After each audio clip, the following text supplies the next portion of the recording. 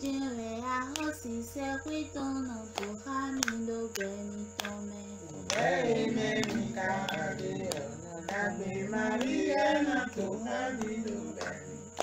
Mimedo uve de meo, Maria na mikai mwena. Meida zonde echewele, Maria na mikai mwena. Ena tohami jewe ahosi sekwito no tuhamindo benitome. Uveme mikade onagbe Maria na tuhamindo benitome. Frères et sœurs bien-aimés, avec la Sainte Trinité, au nom du Père et du Fils et du Saint-Esprit, entrons dans ce temps d'enseignement. Mettons-nous à l'écoute de l'Esprit de Dieu pour découvrir la profondeur du thème de ce jour.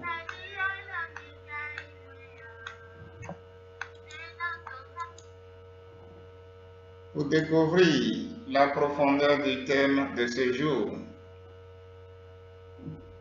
Ce soir, nous allons parler de cette attitude de la Vierge Marie à imiter aujourd'hui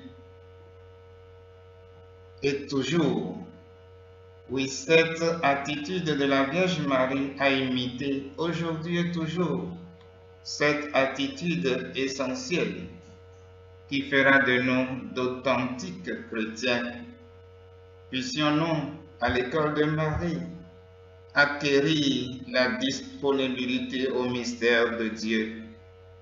Oui, frères et sœurs bien-aimés, grâce à la coopération humaine, les portes du ciel se sont ouvertes pour nous. Un grand jour s'est levé pour nous, car nous sommes dans l'émerveillement du mystère d'un Dieu qui a voulu se faire homme dans le sein de Marie pour nous donner la vie. Et c'est ce que nous célébrons à Noël. Dieu s'est fait homme pour demeurer au milieu de nous. De génération en génération, on continue de s'émerveiller devant ce mystère ineffable. Imaginant s'adresser à l'ange de l'Annonciation, saint Augustin demande « Dites-moi donc, ange de Dieu, d'où vient cette faveur à Marie ?» La réponse, dit le messager, est contenue dans les paroles même de la salutation. « Je vous salue, pleine de grâce. » Effectivement, l'ange, en entrant chez elle, ne l'appelle pas par son nom terrestre, Marie, mais par son nom divin, comme Dieu la voit et la qualifie depuis toujours, pleine de grâce, gratia plena. La grâce n'étant rien d'autre que l'amour de Dieu. C'est ainsi que nous pourrions à la fin traduire aimer de Dieu. C'est pourquoi, pour notre enseignement de ce soir, nous avons voulu dresser une liste de nos demandes à notre Mère, afin qu'elle nous aide à avoir ces mêmes attitudes pour accueillir avec une totale disponibilité le mystère de Dieu dans notre vie et être capable d'aimer comme elle l'a fait. Oui, frères et sœurs bien-aimés, cette attitude. Une première attitude est le silence intérieur. Le silence intérieur, savoir faire silence pour écouter, pour méditer. Le silence intérieur. Marie est surprise par la visite de l'ange, mais toute emplie intérieurement d'un profond silence, elle peut accueillir et comprendre le message angélique. Elle est accoutumée de méditer les paroles du Seigneur. Elle est habituée à l'écoute et à la méditation des paroles du Seigneur. Elle est habituée au langage divin et le capte dans un profond recueillement. Apprenons de Marie à garder ce silence intérieur qui nous permettra d'être en syntonie avec le Seigneur, serait-ce au milieu de nos activités quotidiennes. Qu'est-ce que le silence intérieur? Est-ce simplement ne penser à rien et il n'y a rien? Cela peut sembler le cas les premières fois que nous avons un instant de silence intérieur. Mais même si c'est déjà très agréable, il y a bien autre chose dans ce silence. Le silence intérieur est la conscience tranquille que nous sommes. C'est la conscience à travers quoi tout est expérimenté, mais qui est au-delà de l'expérimentation. Cette conscience est accessible lorsque le mental ne le voile plus par son bruit constant d'idées, de pensées, de calculs et de projections. En accédant à cela, il y a bien des choses qui changent. Premièrement, un calme et une sérénité s'installent dans notre vie de plus en plus. D'abord pendant la méditation, mais rapidement dans nos activités quotidiennes aussi, pour finalement s'installer constamment. C'est très agréable et c'est une grande augmentation de la qualité de vie. Pour tous les mystiques, le silence est moins une technique de relaxation et d'introspection qu'une pratique qui aide à nous défaire de notre égoïsme et de ses conséquences pour nous ouvrir à Dieu. Celui qui prie vraiment ne fait qu'écouter, disait Soren Kierkegaard.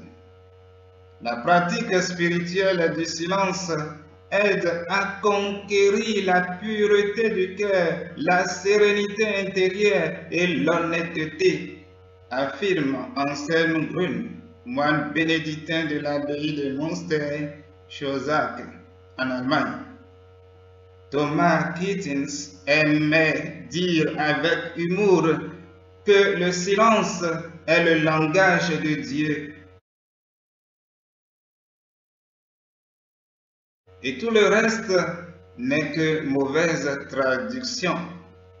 Pour Mère Teresa, qui a aimé et soigné les plus pauvres parmi les pauvres, l'expérience la plus importante, c'est le silence.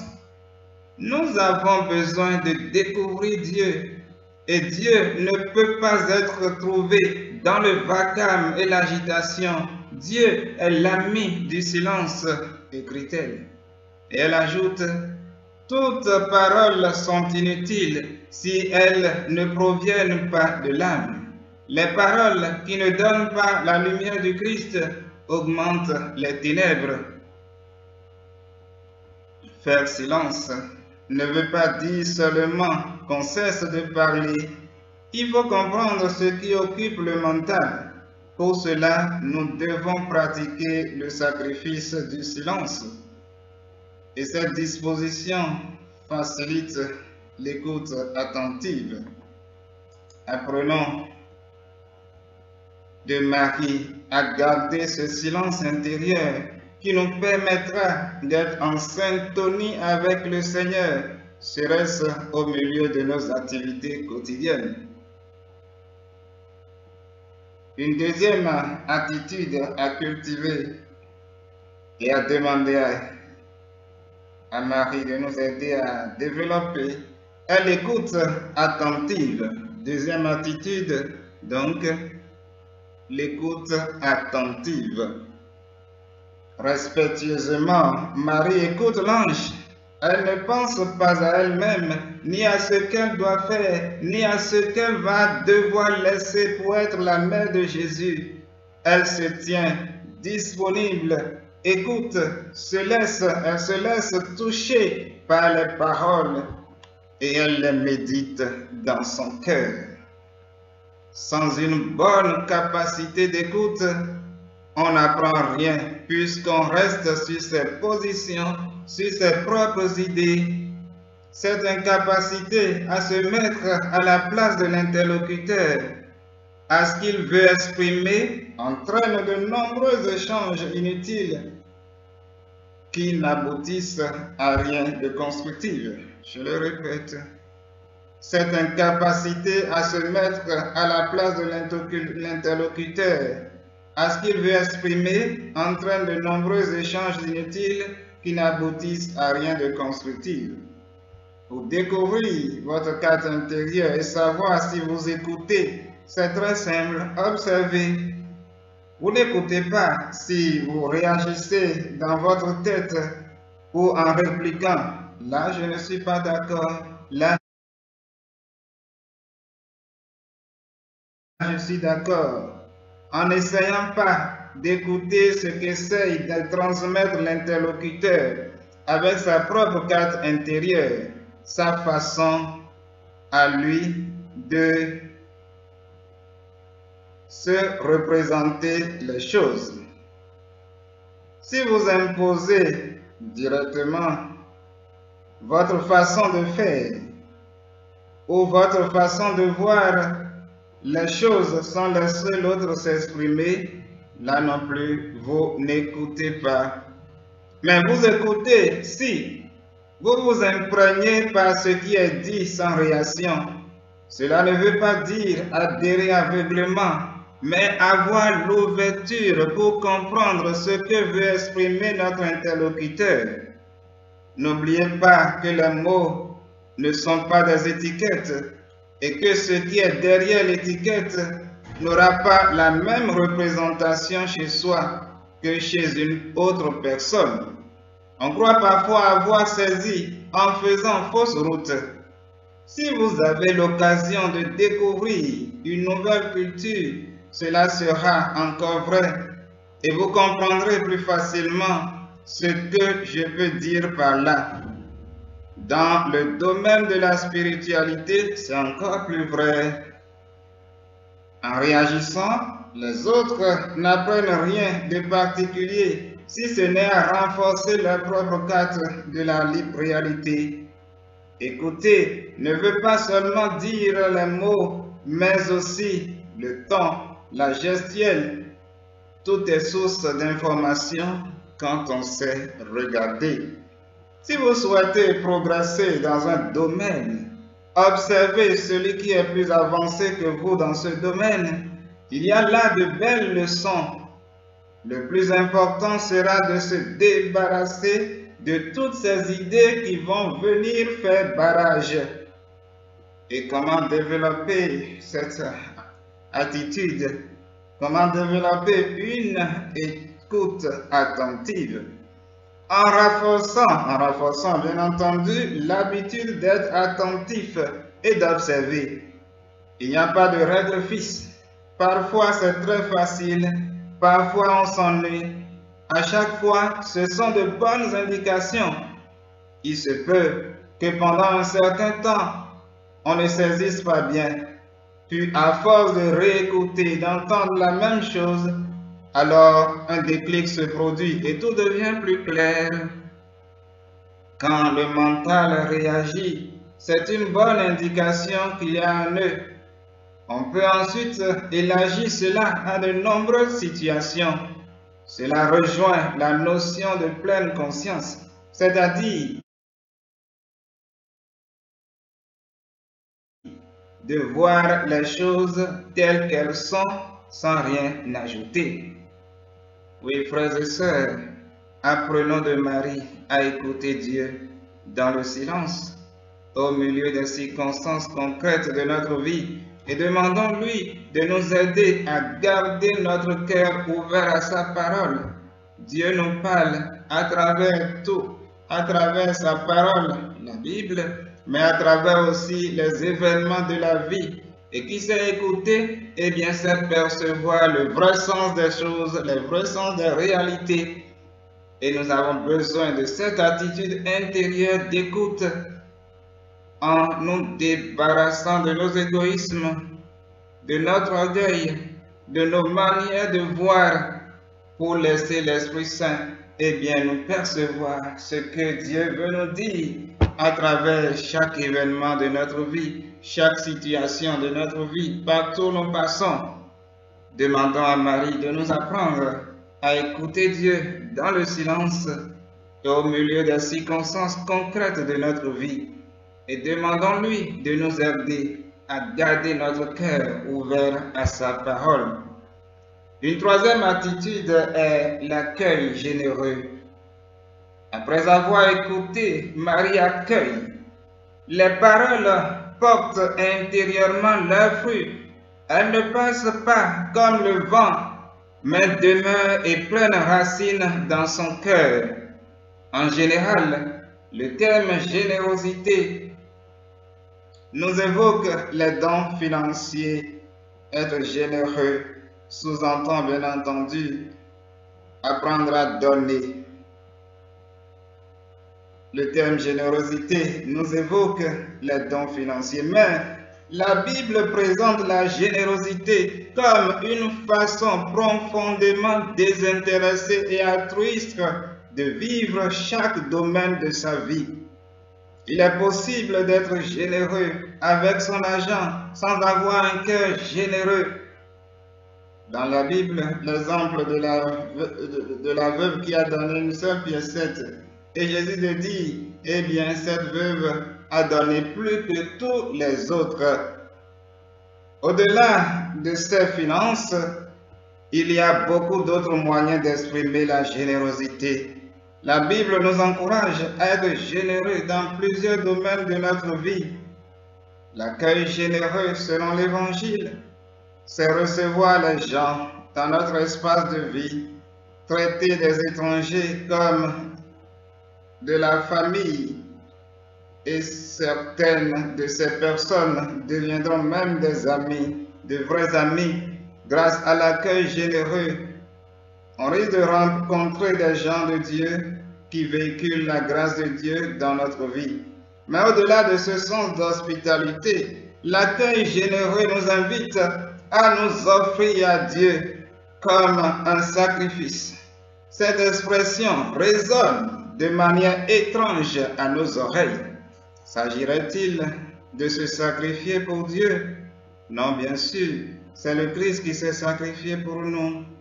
Que faut-il offrir en cadeau? Un beau mouton? Un parfum de luxe? Une voiture? Bien plus et bien mieux?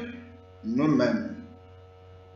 Nous-mêmes, dans toutes nos dimensions, notre corps et notre esprit.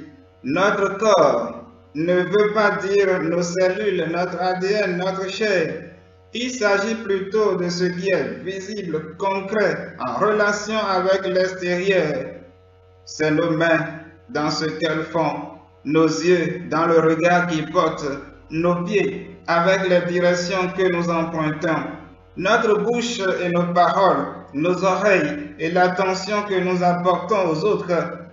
C'est la dimension concrète, ordinaire, triviale. Voilà ce que Dieu désire comme cadeau.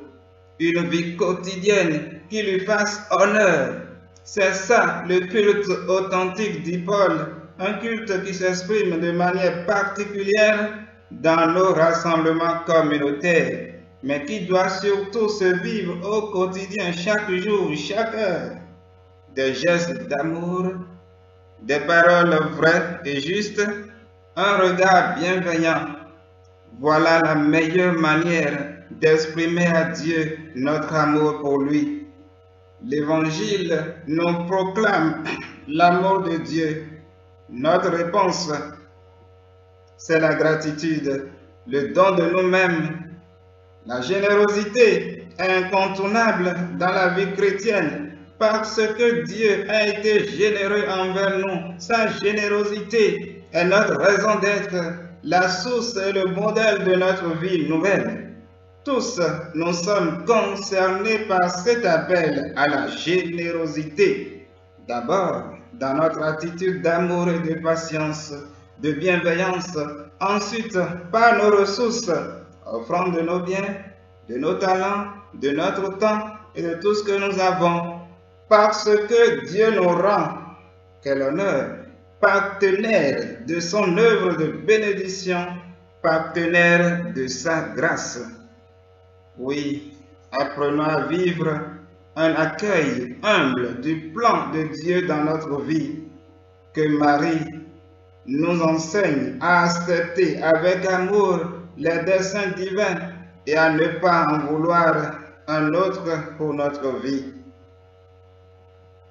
Quatrième attitude, la recherche. Chercher à comprendre.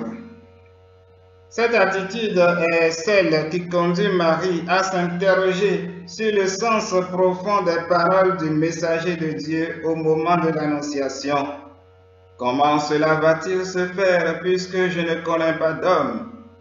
Et sa question n'est pas le fruit du doute, mais du désir d'être mieux éclairé afin de pouvoir découvrir la profondeur de sa mission. En elle se trouve le désir de répondre avec une fidélité et une générosité plus grande. L'ange Gabriel vient d'annoncer à Marie qu'elle sera mère du Fils très haut. Et Marie pose à ce messager une seule question. Comment cela se fera-t-il? Elle ne demande pas « que dois-je faire ?» ou « que faut-il faire ?» Rigoureusement traduite, sa question est « comment cela sera-t-il » ? Comment cela sera-t-il? À nous aussi, à travers les faits ou les situations rencontrées, la vie en Église propose telle ou telle fécondité, une équipe à faire naître, une rencontre à susciter, une démarche à faire aboutir, un service à rendre, une collaboration à obtenir. Devant ces annonces qui nous sont faites, quelle est la question qui nous vient en premier lieu à l'esprit? Gageons-le sans crainte. La question que nous nous posons est presque toujours du type « que dois-je faire? Que faut-il faire? Ou comment vais-je le faire ?» Question naturelle qui surgissent en nous. Prenons donc le temps de comparer notre réaction première à celle dont témoigne la réponse de Marie. Cette comparaison peut nous ouvrir un chemin vers une meilleure prise de conscience du rôle de l'Esprit Saint dans notre vie. Nous le constatons, Marie n'a pas dit « comment vais-je faire ?» ni « que faut-il faire ?» ou « que dois-je faire ?» Elle a dit « comment cela se fera-t-il ?» La différence peut sembler minime, peut-être même aux yeux de certains sera-t-elle au premier abord jugée inexistante. Pour autant, ce qui différencie les deux types de questions n'est pas simple nuance. La différence est radicale. Mais saisir cette différence relève du regard de la foi.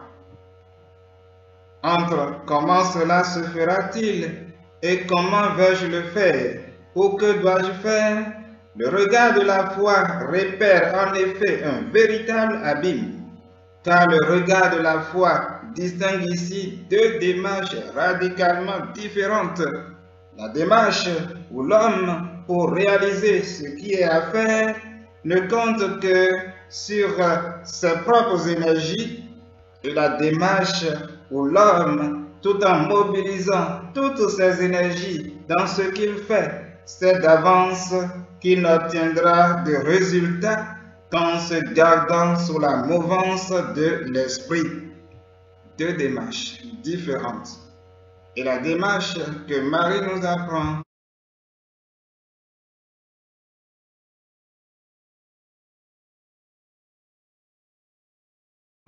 eh bien, c'est cette démarche qui s'abandonne à Dieu, complètement. Et la réponse de l'ange le témoigne, l'Esprit Saint viendra sur toi. L'Esprit Saint viendra sur toi. Oui, une réaction qui montre que c'est Dieu qui a l'initiative et que c'est Dieu qui réalise cela. Ce n'est pas l'œuvre humaine. Apprenons donc de Marie à avoir un cœur inquiet, qui soit sans repos, tant qu'il ne glorifie pas Dieu par notre vie. Cinquième attitude, eh bien, c'est la disponibilité au plan de Dieu. Marie se montre totalement disponible pour faire ce que Dieu lui demande. Cette attitude est celle d'un cœur éduqué à dire oui dans les petites choses, un cœur éduqué à penser d'abord aux autres qu'à lui-même. Il arrive que l'appelé refuse. Dans l'Écriture, ces passages ne sont ni supprimés ni édulcorés. Le jeune homme riche quitte Jésus avec tristesse. Marc 10, 22. Jonas fut au plus loin pour ne pas aller prêcher aux Ninivites. Jonas 1, 3. Le roi Akaz ne veut pas demander un signe au Seigneur de peur de se sentir engagé. Isaïe 7, 12. Mais la plupart des appels sont entendus. L'appelé objette parfois son incapacité, sa pauvreté ou sa jeunesse. Alors Dieu rassure, élève la crainte, comme quand il dit à Moïse, « Je suis avec toi » Exode 3, 12. Marie est la figure parfaite de celle qui accepte l'appel de Dieu et exprime sa disponibilité devant l'ange Gabriel. « Voici la servante du Seigneur, que tout se passe pour moi selon ta parole. » Luc 1, 38. Dans l'Épître aux Hébreux se trouve une formule de réponse à l'appel de Dieu, une formule consacrée et fort expressive. « Me voici, mon Dieu, je suis venu pour faire ta volonté. » Oui, que le Seigneur nous aide pour qu'à tout instant, notre vie soit cela. Me voici, mon Dieu, je suis venu pour faire ta volonté. Me voici, Seigneur, je viens faire ta volonté. Me voici, mon Dieu, je suis venu pour faire ta volonté. Que notre vie en soit ainsi. Et apprenons de Marie à avoir cette ouverture, cette générosité, sans aucune mesure, qui se donne complètement à Dieu et aux autres. Sixième attitude, eh bien, confiance en Dieu et en ses promesses. Confiance en Dieu et en ses promesses. Depuis qu'elle est toute petite, Marie a médité les promesses faites par Dieu au peuple d'Israël. Elle les connaît et sait qu'il a toujours été fidèle, que le Seigneur a été toujours fidèle, malgré la faiblesse du peuple de Dieu, malgré les infidélités répétées du peuple de Dieu. Dieu est fidèle.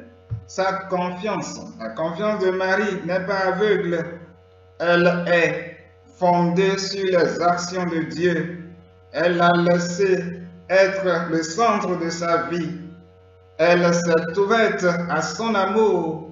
Elle incarne les aspirations et les luttes d'un peuple qui, en dépit de sa fragilité, a cru en Dieu. Beaucoup de promesses faites par les hommes ne sont pas dignes de foi.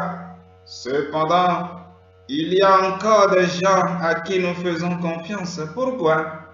C'est essentiellement parce qu'ils ont démontré par leurs actions passées qu'ils étaient dignes de foi et de confiance. Nous savons aussi que toutes sortes de choses peuvent les empêcher de tenir leurs promesses, mais nous ne leur retirons pas pour autant notre confiance. Et que dire alors de notre Créateur? Ne mérite-t-il pas que nous lui accordions une confiance plus grande encore, une confiance totale, sans aucun doute? Car il nous a donné bien des raisons de croire avec certitude que rien ne l'empêchera de réaliser la moindre de ses promesses. Les actions passées du Seigneur, le Dieu qui tient parole, n'ont pas révélé le moindre défaut. Alors, chers frères et sœurs, faisons confiance au Seigneur. Il tient toujours ses promesses, même si le présent ou les circonstances actuelles nous disent le contraire. Lui, il est fidèle. Ce qu'il a promis, il réalisera toujours en son temps.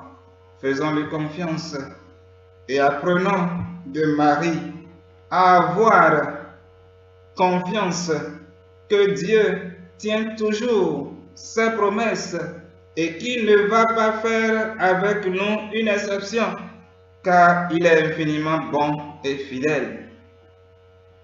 Et cette confiance pourra entraîner, la septième attitude que nous apprend Marie, la vaillance, le courage.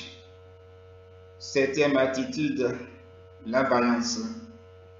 Marie ne s'est pas laissée abattre face à la mission exceptionnelle que lui annonce l'ange. Elle a peur, oui, mais elle se lance avec courage pour accomplir le projet de Dieu.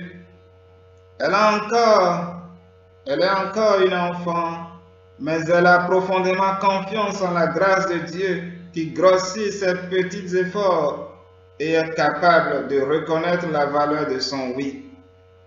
Frères et sœurs bien-aimés, osons répondre positivement à l'appel de Dieu, sans inquiétude et sans peur, même si nous sommes pauvres, faibles, dépourvus de ressources matérielles, morales, intellectuelles et spirituelles. C'est à quoi Dieu nous appelle est son œuvre. Il ne demande que notre disponibilité, notre adhésion, notre confiant consentement pour mener à bien son œuvre. N'ayons pas peur. Engageons-nous seulement comme Abraham et lui nous conduira à bon port. Oui, frères et sœurs, apprenons de Marie à avoir confiance que Dieu peut faire de grandes choses avec notre petitesse quand nous la lui remettons totalement. Oui, frères et sœurs, voilà les 7 attitudes que nous apprend Marie, que nous devons développer dans notre vie de chaque jour, en tout temps et partout. Cette attitude à cultiver et à mettre dans notre quotidien. Silence intérieur, écoute attentive, accueil généreux de la parole de Dieu, accueil généreux de l'intervention divine dans nos vies, recherche à comprendre pour mieux répondre, pour mieux nous engager, disponibilité totale, confiance et vaillance, courage et persévérance jusqu'au bout. Que Marie nous aide à accueillir ces grâces que Dieu lui-même met à notre disposition en tant que ses fils et filles. Il nous donne ces grâces-là. Sachons les accueillir comme Marie. Sachons les entretenir comme Marie. Sachons les utiliser comme Marie. Et notre vie comme Marie sera aussi féconde. Et par nous, Dieu continuera de réaliser ses merveilles pour ce monde. Oui, frères et sœurs, Dieu veut passer par nous pour sauver le monde, libérer le monde de la servitude, libérer le monde de l'esclavage.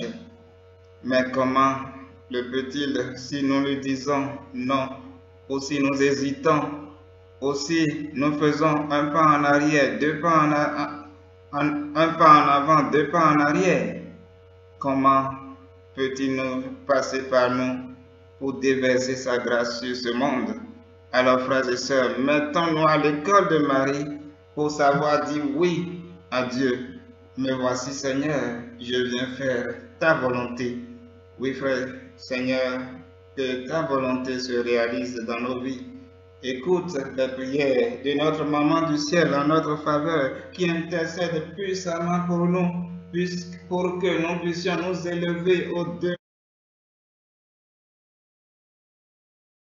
au-delà de nos égoïsmes pour répondre généreusement à tes appels constants. Donner des réponses positives à tout instant, sans rien garder pour nous-mêmes. Oui, merci Seigneur de nous y aider. Merci Maman Marie d'intercéder pour nous. Et que Dieu nous garde au nom du Père et du Fils et du Saint-Esprit. Amen.